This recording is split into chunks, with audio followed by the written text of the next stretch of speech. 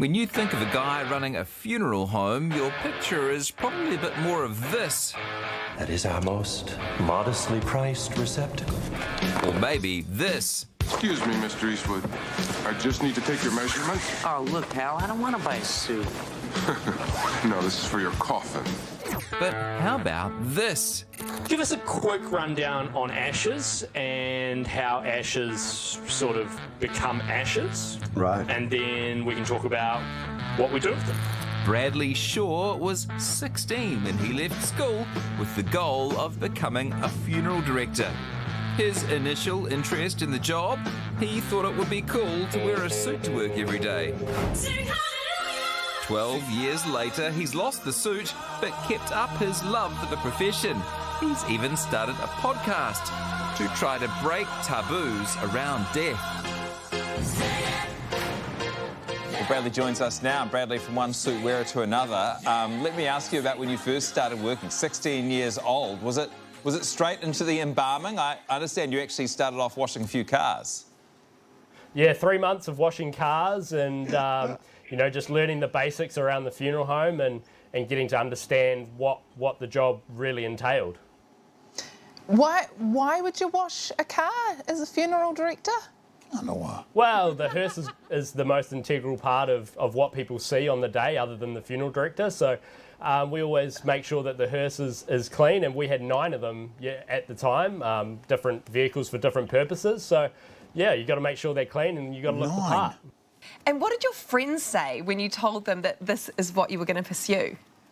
Well, I actually didn't tell friends, to be honest with you. I started telling everybody that I was a builder and I was off to work as a builder. And then, you know, as time went by, people started seeing me out in the community, you know, working as a funeral director or at that time as an assistant. So, yeah, it sort of came out in the wash a little bit there. What is the hardest part of your job?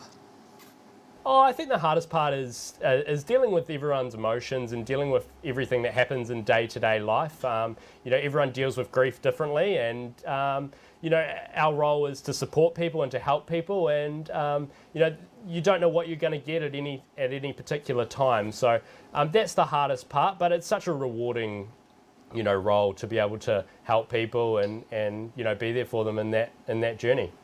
Yeah. So it's not the person who has died who is the most difficult thing. It's all the living that you've got to deal with as part of your job. Absolutely, yeah. The dead ones are actually, you know, far easier to deal with than the living ones sometimes. Yeah. What do you think we're getting wrong when it comes to planning funerals or dealing with death? I don't know if we're getting anything wrong. I just think we're really underprepared. In general, people are really underprepared. And, you know, a lot of the time, sometimes maybe not, but a lot of the time people have you know, there's a knowing that someone's going to pass away. And so if we're planning for it and we know what the person wants and we know financially as well that we're prepared for it, then it makes life a lot easier when the time comes. Well, life's short and so are our interviews, Bradley. Thanks for your time. Cheers, mate. Thank you. We should think more about death, should think more about our own death, prepare for our own death to take the load off our loved ones. Anyone here thought about their own funeral, made any plans? When I was a teenager, I was very clear about the songs that I wanted at my funeral. Less clear about, like, what I wanted at my wedding, but yeah, funeral, that felt like a real priority to get that right. Every little girl's dream. Yeah. I want my funeral to be perfect. Make a will, that's my bottom line. Please, make a will. That makes it so much. If you love the people who are left behind, make a will. Yeah. And planning, he mentioned planning. When my mum passed away last year, there was a lot of planning, and my older brother and his wife did the majority of that.